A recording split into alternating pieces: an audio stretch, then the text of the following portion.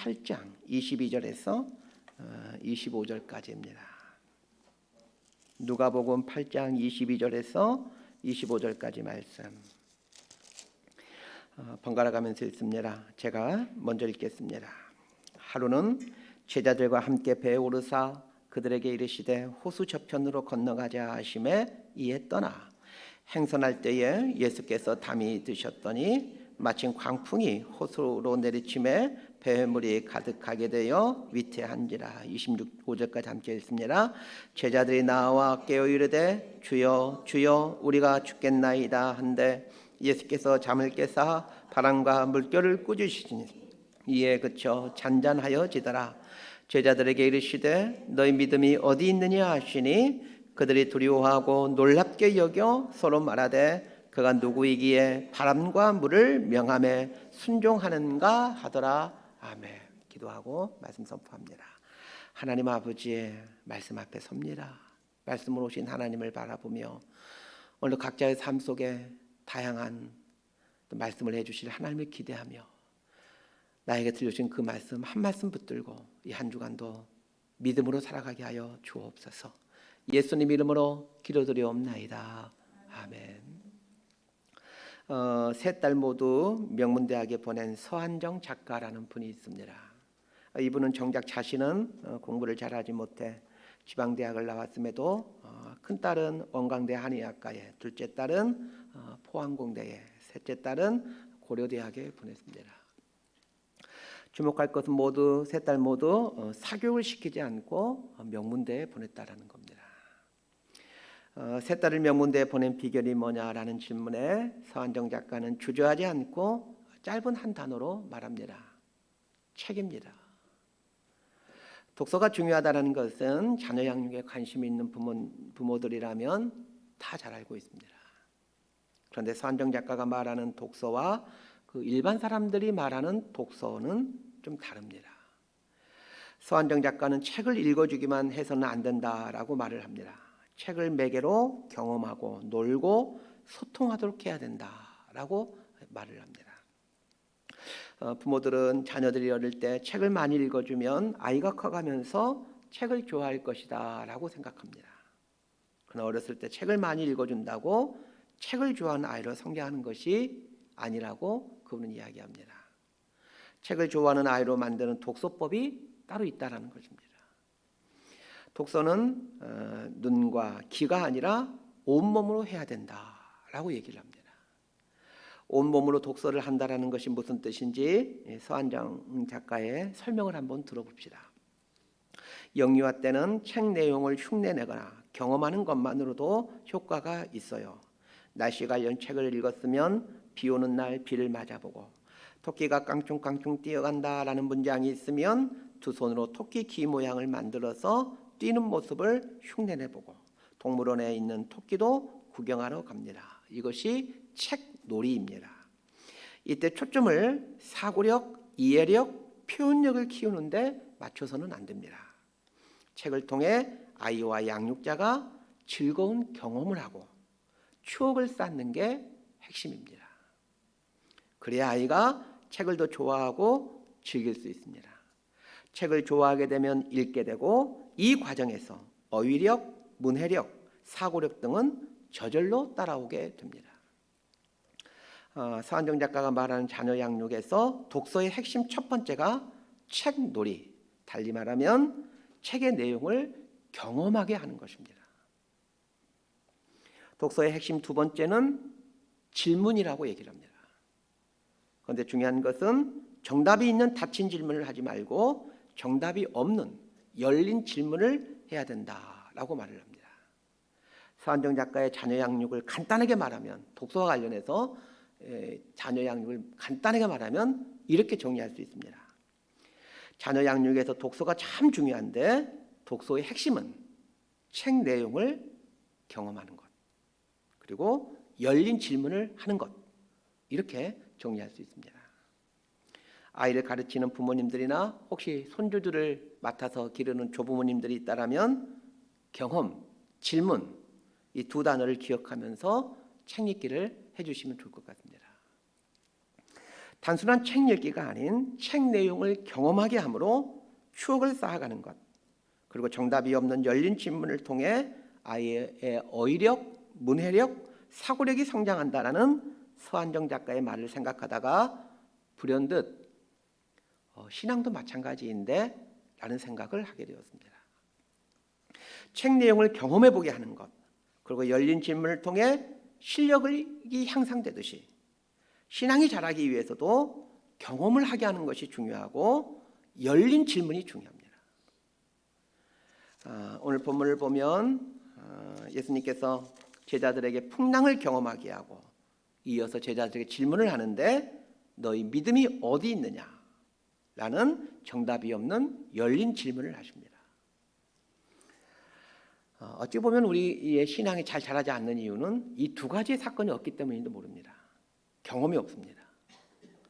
믿는다는 것에 대한 경험이 없고, 또 하나는 신앙의 세계를 열린 질문으로 다가가지 않기 때문에 신앙이 자라지 않는 것인지도 모릅니다. 오늘 설교의 주제는 믿음으로 인생을 산다라는 것은 무엇인가입니다. 우리 믿는 사람들이 종종 쓰는 말 중에 믿음 생활이라는 말이 있습니다.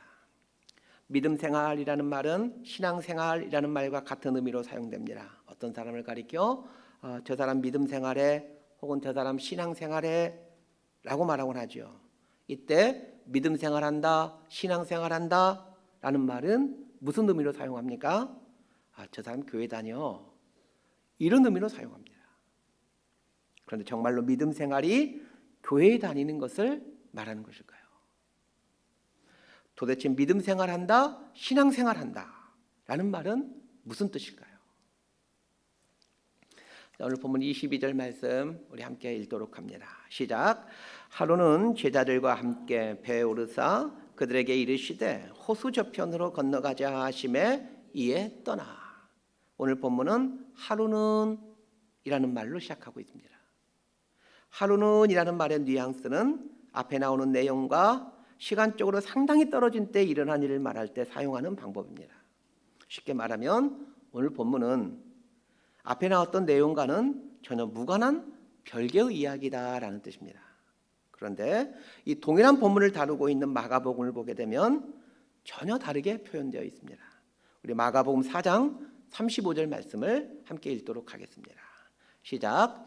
그날 저물 때에 제자들에게 이르시되 우리가 저편으로 건너가자 하시니. 마가복음의 오늘 본문과 똑같은 내용을 다루고 있는데 하루는 이라는 말 대신에 그날 저물 때에 라는 말로 시작하고 있습니다.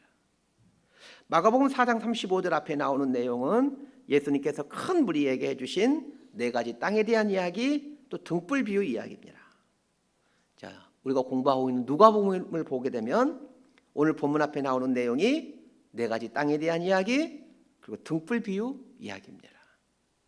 그렇다면 오늘 본문의 사건이 예수님께서 큰 무리에게 네 가지 땅에 대한 이야기, 등불 비유 말씀을 하신 날 해질녘에 일어난 일이라는 걸 알게 됩니다. 같은 날 일어난 사건임에도 누가복음에서 하루는 이라는 말로 시작하는 것은 앞에 나온 네 가지 땅에 대한 이야기, 등불 이야기와 전혀 다른 주제라는 것을 말해주기 위해서 이렇게 기록하고 있는 겁니다. 반면에 마가복음은 앞에 나온 내용과 연관성 있는 이야기라는 뜻입니다. 지난 두 주에 걸쳐서 큰 무리교회 이야기라는 동일한 제목을 갖고 설교하였습니다. 예수님께 모여든 큰 무리에게 예수님이 네 가지 땅에 대한 비유를 비롯하여 다양한 가르침을 하셨습니다. 제자들 입장에서 한번 이 모습을 상상해 보십시다. 예수님께서 큰 무리가 모여들었습니다. 누가복음 8장 1절에서 3절까지에서 말하고 있듯이 이전까지는 12제자와 여성 제자 몇 명이 예수님을 따라다녔는데 누가복음 8장 4절 말씀처럼 갑자기 수많은 무리가 예수님께 몰려들었습니다. 자, 제자들 마음이 어떠했겠습니까? 제가 그때도 이 본문 가지고 설교할 때도 설명드렸죠. 어느 주일날 교회에 왔더니 우리 교회 한 5천 명이 모여서 예배를 드리고 있는 겁니다. 그때 느끼는 여러분들의 심정이 지금 제자들의 심정인 겁니다. 이 제자들 마음이 어떠했을까를 생각해 보다가 정확한 표현일지는 모르겠지만 대형교회 다녀보신 분들은 어쩌면 이와 비슷한 느낌을 가질 수 있겠구나라는 생각을 하게 되었습니다. 저도 한국에서 가장 유명하고 큰 교회에서 신앙생활하고 또 거기서 목회자로 사역을 시작했습니다. 부끄럽지만 뒤돌아보니 대형교회에 있는 동안 마치 대형교회 모습이 저의 신앙인 걸로 착각하곤 했습니다. 대형교회 그 뜨거운 예배와 수준 높은 프로그램들이 마치 나의 신앙의 수준 높음으로 착각할 때가 많았습니다. 예수님께 큰 무리가 모여들자 제자들은 흥분될 수밖에 없었습니다. 수많은 사람들이 예수님께 모이고 예수님의 말씀을 들으며 흥분하는 걸 보면서 예수님의 채찍거린 제자들은 어깨가 들썩이고 가슴이 벅차 올랐습니다. 그런데 이렇게 어깨가 올라가고 가슴이 벅차 올라가 있는 제자들에게 예수님께서 호수 저편으로 가자라고 하시면서 배에 먼저 오르십니다. 예수님이 호수 저편으로 가자 하시면서 배에 먼저 오르시니 제자들 또한 배에 오를 수밖에 없습니다. 당시의 선박기술이나 갈릴리 호수라는 공간의 특성을 생각해 보면 예수님과 제자들이 올랐던 배란 작고 초라한 고깃배에 불과합니다. 환호하고 있는 수많은 무리에서 벗어나 작고 초라한 고깃배에 몸을 싣고 갈릴리 호수를 건너고 있는 이 모습을 상상해 보십시오. 방금 전까지 수많은 무리 속에 있을 때의 모습과 작고 초라한 고깃배에 몸을 실은 모습은 너무나도 대조적입니다. 왜 예수님은 큰 무리 속에 둘러싸여 어깨가 들썩들썩하고 있는 제자들을 불러내어 작고 냄새나는 고깃배로 옮기시는 것일까요? 이것이 살 길이기 때문입니다. 그리스도인이란 큰 무리 속에서 자신의 정체성을 찾아가는 것이 아니라 홀로 있음 속에서 자신의 정체성을 찾아가야 합니다. 오늘 본문과 비슷한 일이 또 있습니다. 마태복음 14장 13절부터 21절까지에는 그 유명한 오병이어의 기적이 일어납니다. 오병이어의 기적은 남자만 5,000명, 여자들과 아이들까지 합치면 2만여 명 앞에서 행한 기적이었습니다. 물고기 2마리와 보리떡 5개로 2만여 명을 먹이고 12광주리에 가득 차게 남겼으니 그곳의 분위기가 어떠했겠습니까? 2만여 명의 사람들이 예수님을 어떤 눈으로 바라보고 있겠습니까? 2만여 명이 넘는 무리들은 예수님의 최측근의 12제자를 얼마나 부러워했겠습니까? 이때 예수님께서 무엇을 하십니까? 오병이어의 기적이 마태복음 14장 13절부터 21절까지에 걸쳐서 기록되어 있는데 그 오병이어의 기적을 기록한 바로 다음 구절인 마태복음 14장 22절 말씀이 이런 말씀입니다. 우리 함께 자막을 보고 읽도록 합니다. 시작. 예수께서 즉시 제자들을 재촉하사 자기가 무리를 보내는 동안에 배를 타고 앞서 건너편으로 가게 하시고. 자, 여기 이 문장에 강조되고 있는 것이 무엇인지 금방 알게 될 겁니다. 즉시, 재촉하사. 이런 단어들이 지금 이 구절의 분위기를 잘 말해주고 있습니다. 2만여 명이 넘는 사람들이, 당시 예루살렘의 인구가 약 20만 명이라고 추정되고 있습니다. 서울 인구가 1000만 명인데 10분의 1인 약 100만 명 정도의 규모라고 생각하시면 좀 비슷할 것 같습니다. 당시 2만 명은 지금의 한 100만 명이라고 생각하는 게 맞을 것 같습니다. 2만 명이 넘는 사람들이 예수님이 행한 오병의 기적 앞에서 흥분하고 있고 그 예수님의 제자들을 부러워하고 있는데 예수님은 제자들을 재촉해서 배를 태워 바다 건너편으로 가게 하시더라는 겁니다. 오병의 기적 후에도 그렇고 오늘 본문에서도 그렇고 예수님은 왜 이런 일을 하시냐는 것입니다. 큰 무리 속에서 자신의 정체성을 찾지 말고 홀로 있음에서 자신의 정체성을 찾아가도록 하기 위함입니다. 이것이 제자들을 믿음으로 살게 하는 방법이기 때문입니다. 오늘 본문인 22절을 보면 제자들과 함께 배에 오르사 이렇게 말하고 있습니다. 이 배라고 번역된 헬라어 단어는 플로리온이라는 단어입니다. 플로리온이라는 단어는 풀페오라는 말에서 파생된 말인데 풀페오라는 말은 여행하다, 항해하다라는 뜻입니다. 인생을 설명하는 대표적인 표현들이 나그네, 항해, 여행이라는 단어들입니다. 인생을 가리켜 여행, 항해라는 말을 쓰곤 하는데 이 표현처럼 인생은 여행이고 항해입니다. 예수님께서 제자들을 큰 무리에서 떼어내요 작은 고깃배를 타고 호수 저편으로 가자고 하신 것은 믿음 생활은 항해라는 것, 그것도 홀로 하는 항해임을 말해주기 위함입니다. 그런데 믿음 생활은 홀로 하는 항해이지만 감사하게도 예수님과 함께하는 항해입니다. 예수님을 믿는 가장 큰 복이 이것입니다. 예수님과 함께 인생 항해를 한다는 것입니다. 하나님께서 예수님의 이름을 임마누엘이라고 알려주셨습니다. 왜 예수님의 이름이 임마누엘일까? 곰곰이 생각해 보시길 바랍니다. 임마누엘이라는 말은 하나님이 우리와 함께 하신다라는 말입니다. 예수님의 이름을 임마누엘이라고 말씀하신 이유는 예수님이 우리와 늘 함께 하시는 하나님이시기 때문입니다. 신자의 삶에 대한 여러 가지 정의가 있겠지만 가장 좋은 정의, 제 개인적으로 가장 마음에 드는 정의는 예수님과 함께하는 삶이라는 정의입니다. 우리 그리스도인의 삶을 가장 분명하게 표현하는 말이 이 말 아닙니까? 예수님과 함께 살아가는 삶. 믿음 생활을 한마디로 정의하라면 예수님과 함께하는 삶, 이렇게 정의하고 싶습니다. 꼭 기억하십시오. 믿음 생활이란 예수님과 함께 살아가는 삶이다라는 것을 말입니다. 자, 23절 말씀 우리 함께 읽도록 합니다. 시작. 행선할 때에 예수께서 잠이 드셨더니 마침 광풍이 호수로 내리침에 배에 물이 가득하게 되어 위태한지라. 예수님과 함께 항해를 하게 되었는데 갑자기 광풍이 불어닥쳐 배에 물이 가득 차게 되었다라고 나와 있습니다.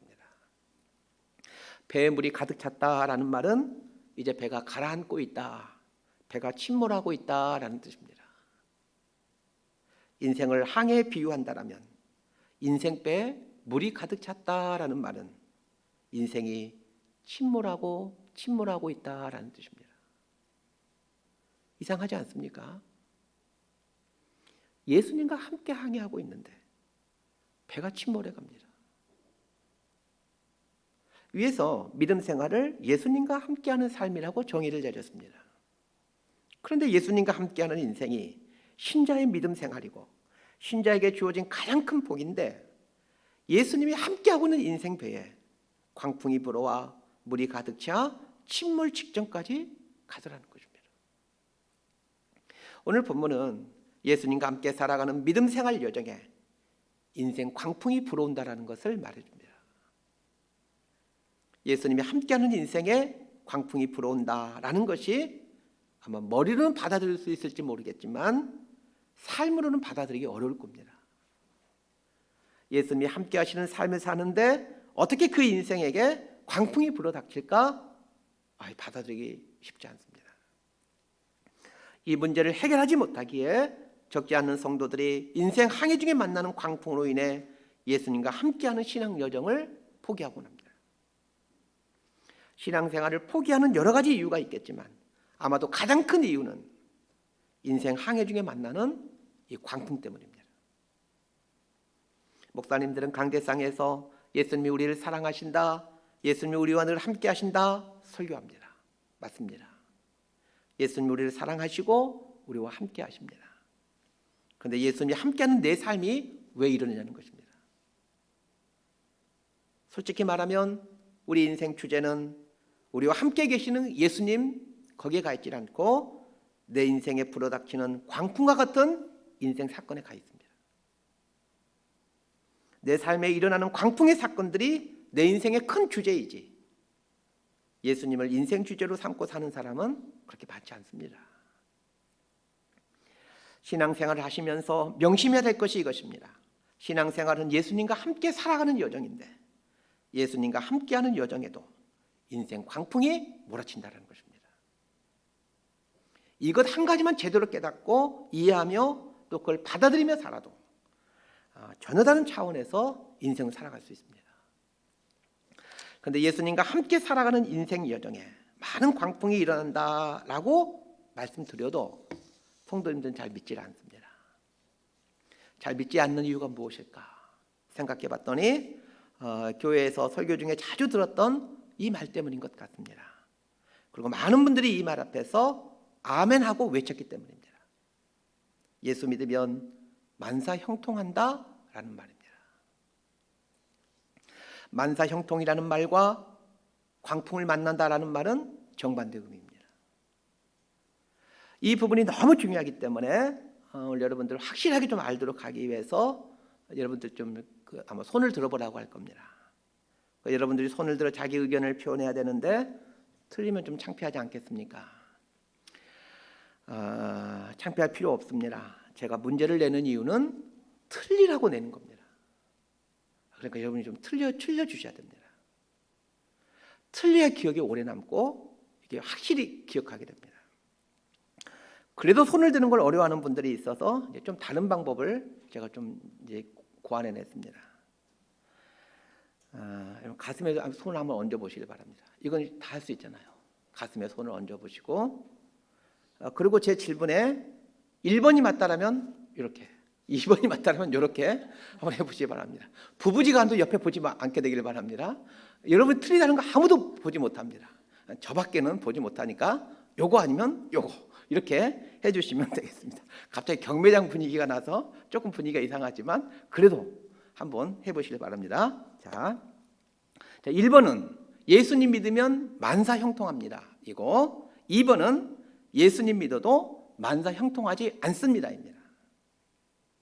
여러분이 많이 틀리셔야 확실하게 교육이 됩니다.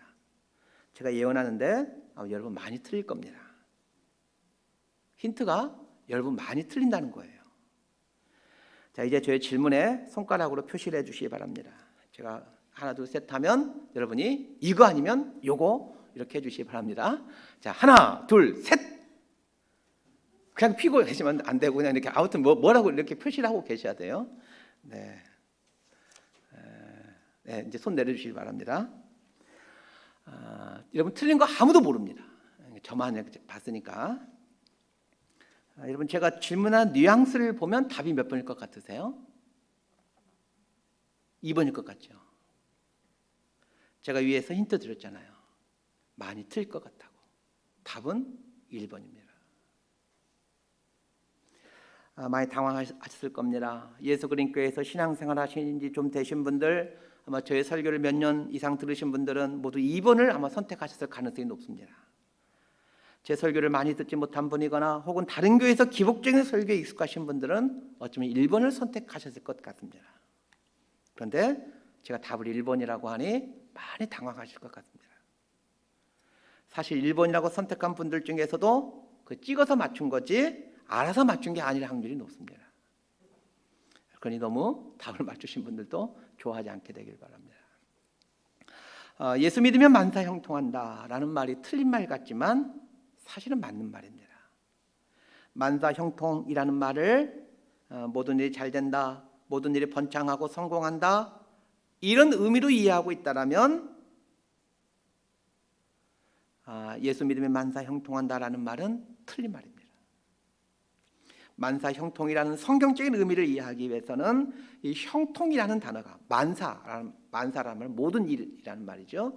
형통이라는 말이 성경에서 어떤 의미로 사용되고 있는지를 아셔야 됩니다.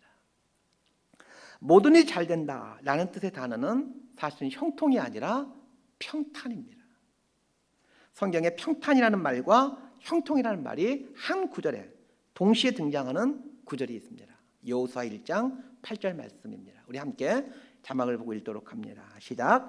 이 율법책을 내 입에서 떠나지 말게 하며 주야로 그것을 묵상하여 그 안에 기록된 대로 다 지켜 행하라. 그리하면 내 길이 평탄하게 될 것이며 내가 형통하리라. 여호수아 1장 8절에는 평탄이라는 말과 형통이라는 말이 동시에 나옵니다. 우리는 평탄이라는 말과 형통이라는 말을 같은 의미로 사용하지만 히브리어 단어는 전혀 다른 뜻입니다. 평탄이라는 히브리어 단어는 짜라흐라는 단어로 돌진하다, 번영하다라는 뜻의 단어입니다. 사람들이 생각하고 있는 그 만사 형통, 모든 일이 잘 된다와 같은 말이 이 평탄이라는 말의 의미입니다. 형통이라는 단어는 사칼이라는 단어인데 이 단어는 원래 이 불 가운데를 통과한다라는 말에서 파생되었다고 합니다. 사칼이라는 단어를 히브리어 사전은 이렇게 설명해 줍니다. 신중하다, 용이 주도하다, 안목을 가지다, 현명하게 행동하다. 형통이라는 단어가 불 가운데를 통과한다라는 말에서 나왔다라고 말씀드렸습니다. 예수 믿으면 불 가운데를 지나가는 것과 같은 광풍을 만납니다. 하나님 말씀을 지키고 묵상하고 그대로 행하게 되면 불 가운데를 지나가는 것과 같은 삶을 살게 됩니다. 중요한 것은 예수를 믿게 되면 예수님께서 함께 하시기에 이 불을 통과하게 하신다는 겁니다. 지나가게 하신다는 것입니다. 예수를 믿기에 불같은 고난을 만나고 광풍을 만나도 예수님이 함께 하심으로 결국은 통과하게 하실 것이기에 불과 같은 고난을 통과하게 되면서 신중해지고 용이 주도해지고 삶과 신앙에 대해 안목을 갖게 되고 그래서 지혜롭게 됩니다. 그런 면에서 예수를 믿으면 만사 형통한다라는 말이 맞는 말입니다. 예수님이 함께 하시기에 불같은 고난, 광풍 같은 시험도 통과하게 되어 신중해지고 용이 주도해지고 인생에 대해 안목을 갖게 되어 현명하게 됩니다. 그러니까 예수 믿으면 만사 형통한다라는 말은 맞는 말입니다.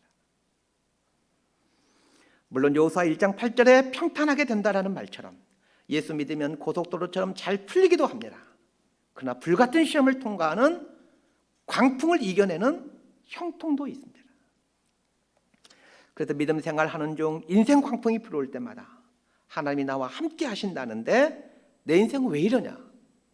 이 불평하지 말고 믿음 생활에는 당연히 광풍이 불어오는 거지. 이 생각하며 하나님께서 불같은 이 광풍 결국에는 통과하도록 하시겠구나. 이거 생각하며 그러면서 내 믿음과 인격이 더 신중해지고 용이 주도해지고 하나님의 섭리에 대해서 안목이 생기고 그래야 지혜로운 인생이 되겠구나. 이 믿음을 갖고 인생 광풍 앞에 마주서야 됩니다. 신앙생활은 이렇게 하는 겁니다. 이걸 가르쳐주기 위해 큰 무리 속에서 그 어깨가 들썩이고 있었던 제자들을 불러내요. 광풍이 기다리고 있는 호수로 인도해 가시는 겁니다. 자, 24절 말씀 우리 함께 읽도록 하겠습니다. 시작. 제자들이 나와 깨어 이르되 주여 주여 우리가 죽겠나이다 한데 예수께서 잠을 깨사 바람과 물결을 꾸짖으시니 이에 그쳐 잔잔하여 지니라.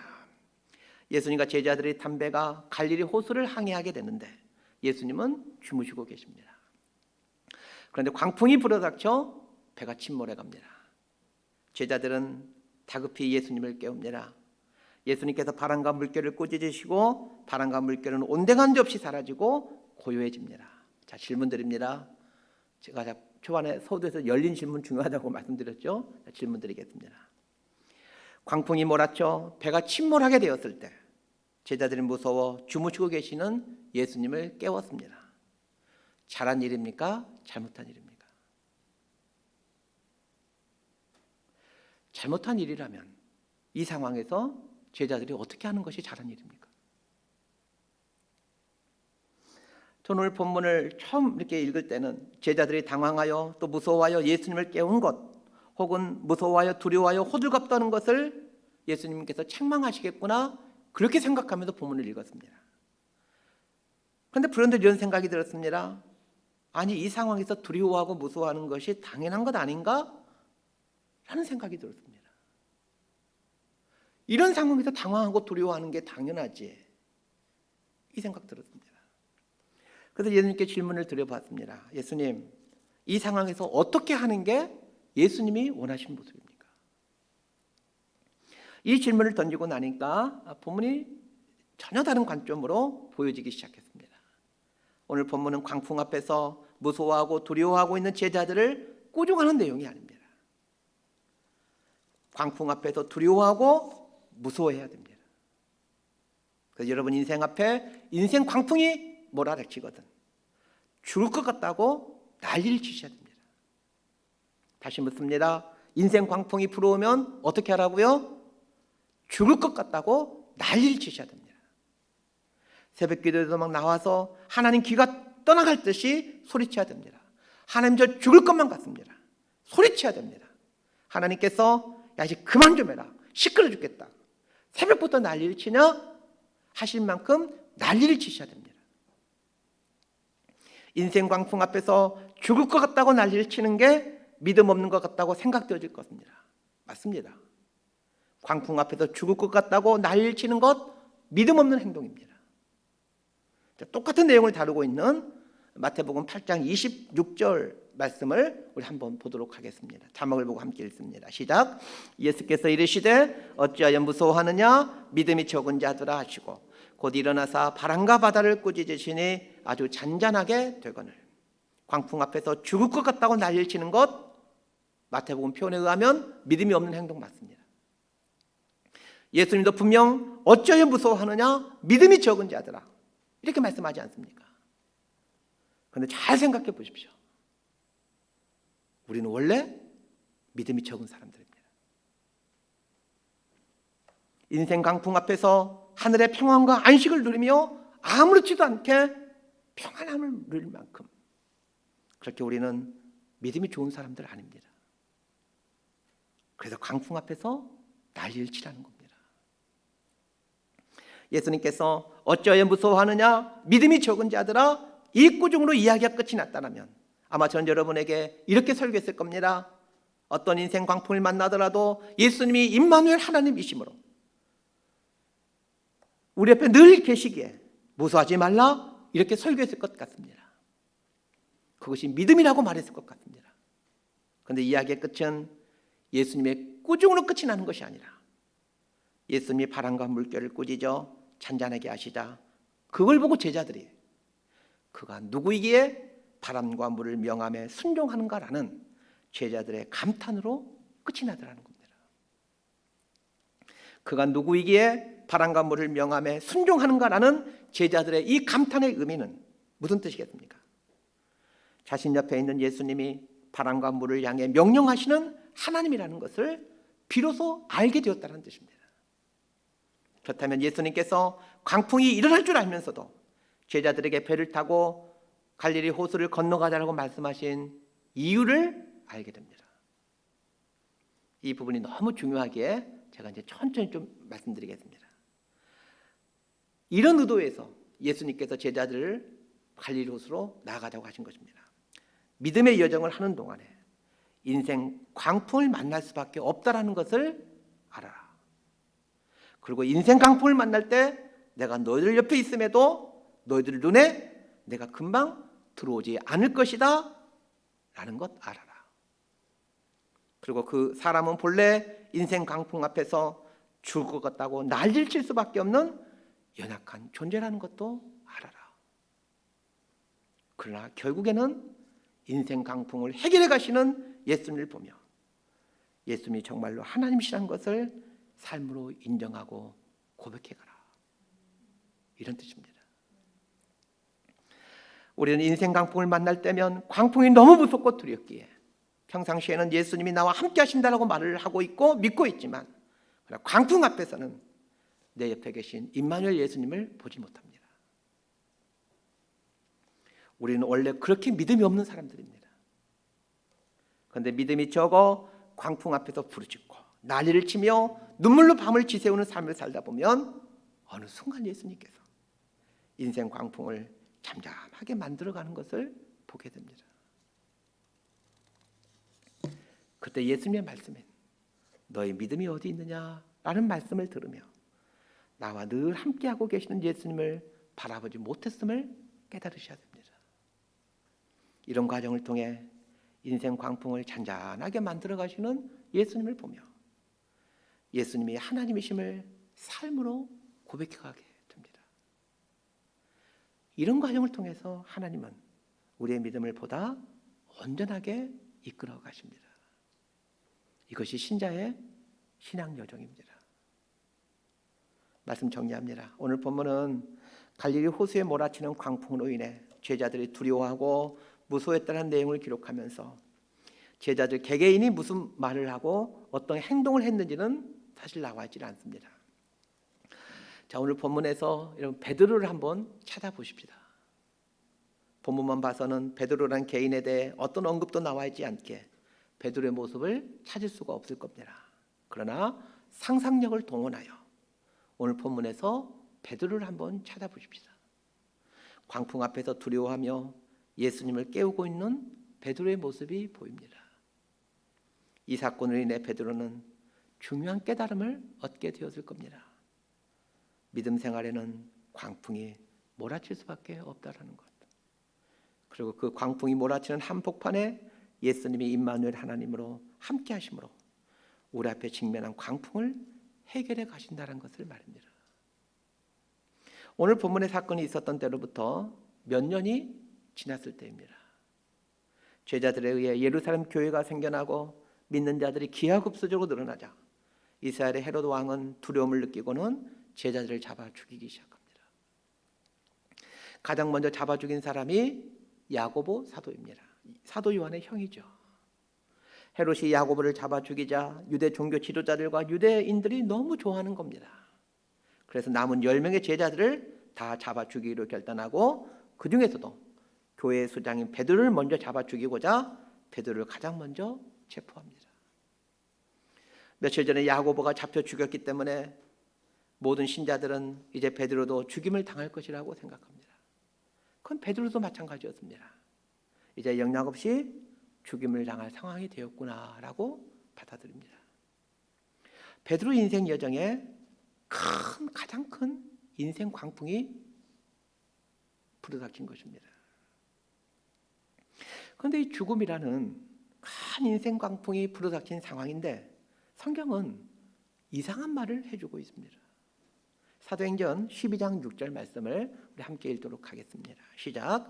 헤롯이 잡아내려고 하는 그 전날 밤에 베드로가 두 군인 틈에서 두 쇠사슬에 매여 누워 자는데 파수꾼들이 문 밖에서 옥을 지키더니 야고보 사도는 얼마 전에 죽임을 당한 상황이고 베드로는 이제 내일 아침이면 참수형을 당하게 될 상황입니다.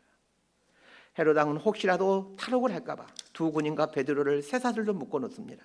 그것도 부족하여 또 다른 군인들이 철창 밖에서 지키게 합니다. 그런데 내일이면 사형을 당할 수밖에 없는 이 절체절명의 광풍 앞에서 베드로는 그 옛날 갈릴리 호수의 광풍 앞에서 편안히 잠을 주무셨던 예수님처럼 그렇게 편안히 잠을 잡니다. 그렇다면 오늘 본문에 예수님께서 광풍이 몰아치고 있는데도 깊이 주무셨던 의도를 알게 됩니다. 제자들로 하여금 보라는 겁니다. 그리고 배우라는 것입니다. 예수님이 편안히 주무시는 것을 보고 배운 베드로는 사형이라는 광풍 앞에서 편안히 잠을 자는 수준에 이르지 않습니까? 그렇다면 그리스도인이 믿음 생활한다는 것을 이렇게 정의해 볼 수 있습니다. 그리스도인의 믿음 생활이란 예수님께서 온전한 믿음으로 이끌어 가시는 여정이다라는 것을 말합니다. 인생 광풍을 만나거든 죽을 것 같다고 난리를 치십시오. 그러나 죽지 않게 하시고 광풍이 잠잠해지거든 내 인생 모든 자리에 예수님이 함께 계심을 보시기를 바랍니다. 그러면서 이 믿음 없는 인생을 온전한 믿음의 사람으로 북돋아가고 계심을 깨달아 가시길 바랍니다. 이 깨달음이 올 때마다 겸손히 무릎 꿇고 예수님의 이끌어 가심 앞에 감사의 고백을 하고 찬양으로 화답하시기를 바랍니다. 이런 삶이 신자의 믿음 생활입니다. 하나님이 예배 놓으신 하늘나라에 이르기까지 이 믿음 생활을 지독게 감으로 삶과 신앙이 나날이 온전해져 가는 저와 여러분의 삶이 되기를 진심으로 소망하고 축복합니다. 기도하겠습니다. 하나님 아버지, 예수님과 함께 살아가는 신앙 여정에 인생 광풍이 몰아친다라는 것을 알게 되었습니다. 인생 광풍 앞에 설 때마다 죽을 것 같다고 부르짖고 난리를 치는 내 모습을 보면서 너의 믿음이 어디 있느냐라는 주님의 음성을 듣게 하시고 믿음 있는 것 같았으나 실상은 믿음이 없었던 나를 보게 되는 은총을 주옵소서. 눈에 보이는 광풍이 너무 크기에 내 삶에 함께하고 계시는 예수님을 보지 못하고 살아가는 내 자신을 보며 내가 얼마나 연약한 믿음의 소유자인지를 보게 하시고, 그러나 결국에는 광풍을 해결해 가시고 삶의 잔잔한 평화와 고요함을 주시는 그 예수님의 함께하심과 일하심을 보며 온전한 믿음으로 진일보해가는 저들 모두가 되게 하여 주옵소서. 오늘 이후로 인생 광풍을 새롭게 바라보고 새롭게 해석해가는 눈을 가진 자로 살아가게 하여 주옵소서. 예수님 이름으로 기도드리옵나이다. 아멘. 오늘은 우리 성찬